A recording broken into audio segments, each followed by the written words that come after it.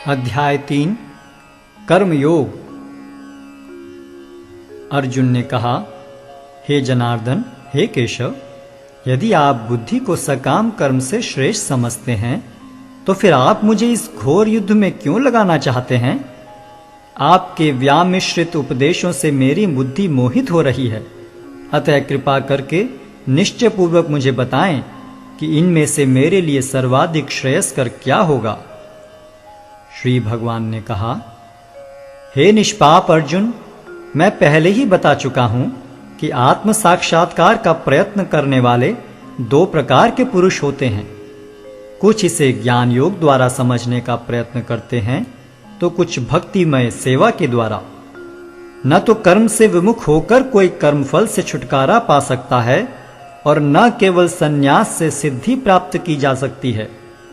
प्रत्येक व्यक्ति को प्रकृति से अर्जित गुणों के अनुसार विवश होकर कर्म करना पड़ता है। अतः कोई भी एक क्षण भर के लिए भी बिना कर्म किए नहीं रह सकता। जो कर्मेंद्रियों को वश में तो करता है, किंतु जिसका मन इंद्रिय विषयों का चिंतन करता रहता है, वह निश्चित रूप से स्वयं को धोखा देता है और मिथ्याचारी कहलाता है। दूसरी ओर, यदि कोई निष्ठावान व्यक्ति अपने मन के द्वारा कर्मेंद्रियों को वश में करने का प्रयत्न करता है और बिना किसी आसक्ति के कर्मयोग प्रारंभ करता है, तो वह अति उत्कृष्ट है। अपना नियत कर्म करो, क्योंकि कर्म न करने की अपेक्षा कर्म करना श्रेष्ठ है। कर्म के बिना तो शरीर निर्वाह भी नहीं हो सकता। श्री विष्णु के लिए यज्ञ रूप में कर्म करना चाहिए, अन्यथा कर्म के द्वारा इस भौतिक जगत में बंधन उत्पन्न होता है। अतः हे कुंती पुत्र, उनकी प्रसन्नता के लिए अपने नियत कर्म करो। इस तरह तुम बंधन से सदा मुक्त रहोगे। सृष्टि के प्रारंभ में समस्त प्राणियों के स्वामी ने विष्णु के लिए यज्ञ सहित मनुष्यों तथा देवताओं की संततियों को रचा और उनसे कहा, तुम इस यज्ञ से सुखी रहो, क्योंकि इसके करने से तुम्हें सुखपूर्वक रहने तथा मुक्ति प्राप्त करने के लिए समस्त वांछित वस्तुएं प्राप्त हो सकेंगी। यज्ञों के द्वारा प्रसन्न होकर देवता तुम्हें भी प्रसन्न करेंगे और इस तरह मनुष्यों तथा देवताओं के मध्य सहयोग से सबों को संपन्नता प्राप्त होगी। जीवन की विभिन्न आवश्यकताओं की पूर्ति करने वाले विभिन्न देवता यज्ञ संपन्न होने पर प्रसन्न होकर तुम्हारी सारी आवश्यकताओं की पूर्ति करेंगे।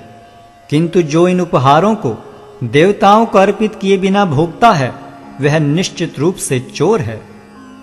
भगवान के भक्त सभी प्रकार के पापों से मुक्त हो जाते हैं, क्योंकि वे यज्ञ में अर्पित किए भोजन प्रसाद को ही खाते हैं। अन्य लोग जो अपने इंद्रिय सुख के लिए भोजन बनाते हैं, वे निश्चित रूप से पाप खाते हैं। सारे प्राणी अन्न पर आश्रित हैं, जो वर्षा से उत्पन्न होता है। वर्षा यज्ञ संपन्न करने से होती है और यज्ञ नियत कर्मों से उत्पन्न होता है। वेदों में नियमित कर्मों का विधान है और ये वेद साक्षात श्री भगवान से प्रकट हुए हैं।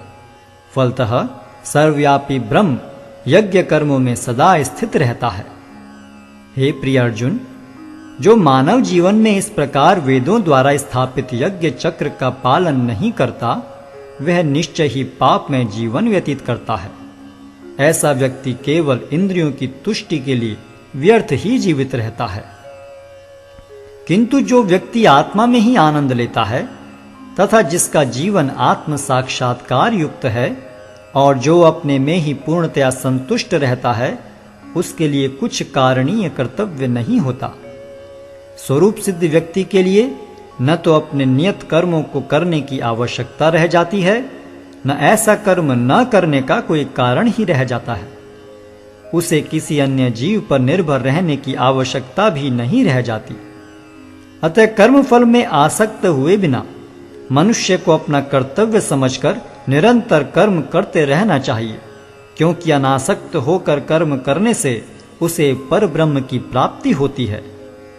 जनक जैसे राजाओं ने केवल नियत कर्मों को करने से ही सिद्धि प्राप्त की। अतः सामान्य जनों को शिक्षित करने की दृष्टि से तुम्हें कर्म करना चाहिए। महापुरुष जो जो आचरण करता है, सामान्य व्यक्ति उसी का अनुसरण करते हैं। वह अपने अनुसरणीय कार्यों से जो आदर्श प्रस्तुत करता है, संपूर्ण विश्व उसका अनुसरण करता है। हे प्रथापुत्र, तीनों लोकों में मेरे लिए कोई भी कर्म नियत नहीं है। न मुझे किसी वस्तु का अभाव है और न आवश्यकता ही है, तो भी मैं नियत कर्म करने में तत्पर रहता हूं। क्योंकि यदि मैं नियत कर्मों को सावधानी पूर्वक न करूं, तो हे पार्थ, यह निश्चित है कि सारे मनुष्य मेरे पथ का ही अनुगमन करेंगे। यदि मैं नियत कर्म न करूं, तो ये सारे लोग नष्ट हो जाएंगे। तब मैं अवांछित जन समुदाय को उत्पन्न करने का कारण हो जाऊंगा और इस तरह संपूर्ण प्राणियों की शांति का विनाशक बनूंगा। जिस प्रकार अज्ञानी जन फल की आसक्ति से कार्य करते हैं, उसी तरह विद्वान जनों को चाहिए कि वे लोगों को उचित पथ पर ले जाने के लिए अनासक्त रहकर कार्य करें। विद्वान व्यक्ति को चाहिए कि वह सकाम कर्मों में आसक्त अज्ञानी पुरुषों को कर्म करने से रोके नहीं, ताकि उनके मन विचलित न हो, अपितु भक्ति भाव से कर्म करते हुए वह उन्हें सभी प्रकार के कार्यों में लगाएं, जिससे कृष्ण भावनामृत का क्रमिक विकास हो। जीवात्मा अहंकार के प्रभाव से मोहग्रस्त होकर अपने आप को समस्त कर्मों का कर्ता मान बैठता है, जबकि वास्तव में वे प्रकृति के तीनों गुणों द्वारा संपन्न किए जाते हैं। हे महाबाहो, भक्ति भाव में कर्म तथा सकाम कर्म के भेद को भली भांति जानते हुए जो परम सत्य को जानने वाला है, वह कभी भी अपने आप को इंद्रियों में तथा इंद्रिय तृप्ति में नहीं लगाता। माया के गुणों से मोहग्रस्त होने पर अज्ञानी पुरुष पूर्णतया भौतिक कार्यों में संलग्न रहकर उनमें आसक्त हो जाते हैं। यद्यपि उनके ये कार्य उनमें ज्ञानाभाव के कारण अधम होते हैं, किंतु ज्ञानी को चाहिए कि उन्हें विचलित न करे। अतः हे अर्जुन, अपने सारे कार्यों को मुझ में समर्पित करके मेरे पूर्ण ज्ञान से युक्त होकर लाभ की आकांक्षा से रहित, स्वामित्व के किसी दावे के बिना तथा आलस्य से रहित होकर युद्ध करो। जो व्यक्ति मेरे आदेशों के अनुसार अपना कर्तव्य करते रहते हैं और ईर्ष्या रहित होकर इस उपदेश का श्रद्धापूर्वक पालन करते हैं, वे सकाम कर्मों के बंधन से मुक्त हो जाते हैं। किंतु जो ईर्ष्यावश इन उपदेशों की उपेक्षा करते हैं और इनका पालन नहीं करते, उन्हें समस्त ज्ञान से रहित, दिग्भ्रमित तथा सिद्धि के प्रयासों में नष्ट भ्रष्ट समझना चाहिए। ज्ञानी पुरुष भी अपनी प्रकृति के अनुसार कार्य करता है, क्योंकि सभी प्राणी तीनों गुणों से प्राप्त अपनी प्रकृति का ही अनुसरण करते हैं। भला दमन से क्या हो सकता है? प्रत्येक इंद्रिय तथा उसके विषय से संबंधित राग द्वेष को व्यवस्थित करने के नियम होते हैं। मनुष्य को ऐसे राग तथा द्वेष के वशीभूत नहीं होना चाहिए, क्योंकि ये आत्म साक्षात्कार के मार्ग में अवरोधक हैं। अपने नियत कर्मों को दोषपूर्ण ढंग से संपन्न करना भी अन्य के कर्मों को भली भांति करने से श्रेयस्कर है। स्वीय कर्मों को करते हुए मरना पराये कर्मों में प्रवृत्त होने की अपेक्षा श्रेष्ठतर है, क्योंकि अन्य किसी के मार्ग का अनुसरण भयावह होता है। अर्जुन ने कहा, हे वृष्णिवंशी, मनुष्य न चाहते हुए भी पाप कर्मों के लिए प्रेरित क्यों होता है? ऐसा लगता है कि उसे बलपूर्वक उनमें लगाया जा रहा हो।